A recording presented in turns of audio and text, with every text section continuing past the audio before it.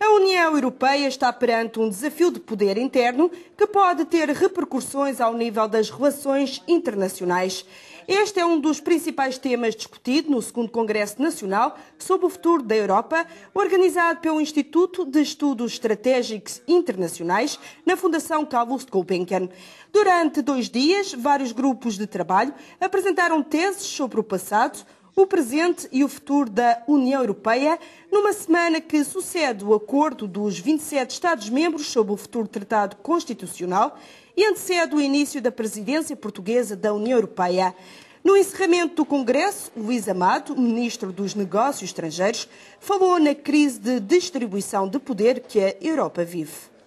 A distribuição do poder na Europa, que tinha sido garantida de acordo com um determinado figurino em função do consenso obtido há alguns anos atrás em relação ao projeto de Tratado Constitucional e que foi reaberto num contexto de mudança muito rápido que se tem verificado nos últimos anos na Europa. Não apenas a questão do poder entre os Estados, mas também a questão do poder entre as instituições europeias e a questão do poder na relação entre as instituições europeias e as instituições nacionais. E por isso essa dialética permanece e permanecerá durante muito tempo na Europa.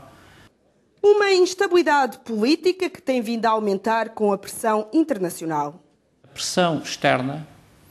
tem sido muito forte e, de alguma forma, tem condicionado a dinâmica de consensualização entre os 27 Estados-membros. Isso esteve bem presente, do meu ponto de vista, também na noite de sexta para sábado. A vontade política de chegar a um acordo, sobretudo antevendo o impacto muito negativo que teria o insucesso desta cimeira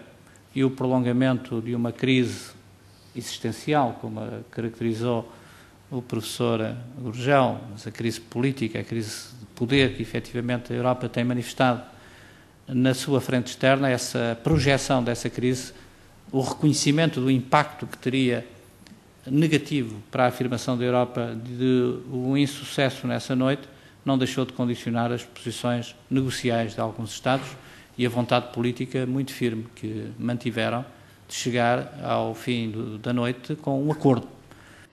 Os líderes europeus sabem que a União Europeia se tem de manter unida e consensual nas posições políticas devido ao papel que desempenha no mundo. Pois, a Europa hoje é vista no mundo como um bem público internacional, como um ator indispensável para a paz, para a democracia e para a segurança, e nesse sentido o facto de haver maior coerência entre a ação política da União e a ação económica permitirá à União pesar mais fortemente na regulação do sistema internacional. No Congresso foram ainda abordados os problemas relacionados com a imigração e os movimentos xenófobos na União Europeia, assim como a importância da Europa continuar a ter como princípio a questão da construção de um espaço unificado com base na diversidade.